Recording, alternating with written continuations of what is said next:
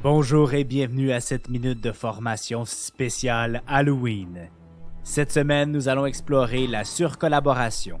L'objectif est de comprendre les dangers de la surcollaboration et d'identifier des stratégies pour travailler de manière plus efficace tout en gardant un bon équilibre entre la communication et l'autonomie de chacun. Lors d'une réunion d'équipe, vous êtes-vous déjà senti comme un zombie puisque votre présence était inutile et n'apportait rien à l'objectif de la rencontre?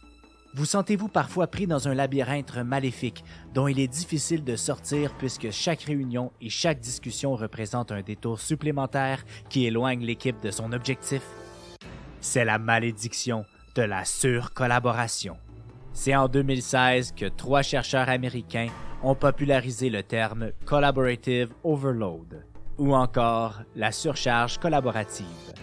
Leur constat? Dans les 2 dernières décennies, le temps passé par les employés et gestionnaires dans les activités de collaboration a explosé de plus de 50%. Dans plusieurs entreprises, 80% du temps est consacré à faire des réunions ou répondre aux demandes de collègues. Et si on tentait non pas de collaborer davantage, mais plutôt de collaborer mieux? Prenons l'exemple de Marc, un gestionnaire de projet qui lance une initiative stratégique. Dès les premières étapes, il invite tous les départements à participer. Résultat, chacun y met son grain de sel, même si ce n'est pas leur domaine d'expertise. Les décisions s'allongent, les réunions s'accumulent et les membres de l'équipe se perdent dans des détails sans importance. Au lieu d'avancer, l'équipe tourne en rond. Quels sont les outils pour prévenir la surcollaboration? Premièrement, optimiser la collaboration en lien avec les forces et intérêts de chacun. Il est important de se demander si tout le monde devrait assister à cette réunion.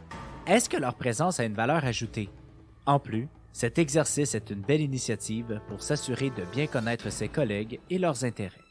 Deuxièmement, se donner des normes et des codes de vie pour le travail en équipe. Par exemple, instaurer des règles de collaboration en limitant les réunions aux véritables décideurs, en établissant des créneaux sans réunion ou en clarifiant les attentes de réponse par courriel. Ainsi, les membres de l'équipe retrouvent du temps pour avancer sur leurs projets individuels. Troisièmement, avoir une banque de temps collaboratif.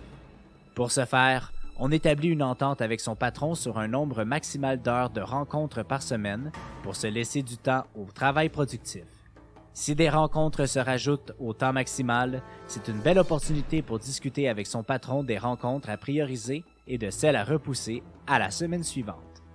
Quatrièmement, favoriser l'autonomie en encourageant les collaborateurs à s'approprier leur mission sans attendre des validations constantes. Cela diminue le besoin de se conformer et renforce la confiance en la capacité de chacun à livrer un travail de qualité. Et, finalement, avant de commencer un projet, on doit toujours identifier les rôles clés et limiter les participants aux étapes critiques.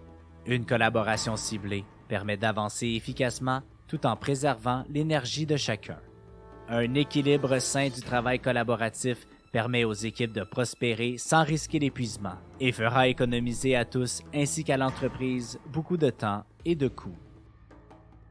C'est ainsi que se termine la minute de formation spéciale Halloween. On se donne rendez-vous la semaine prochaine. Pour en savoir plus sur nos programmes de formation, visitez notre site internet actualisation.com ou contactez-nous au 1-877-688-0101. Actualisation, formation et conseils depuis 1970.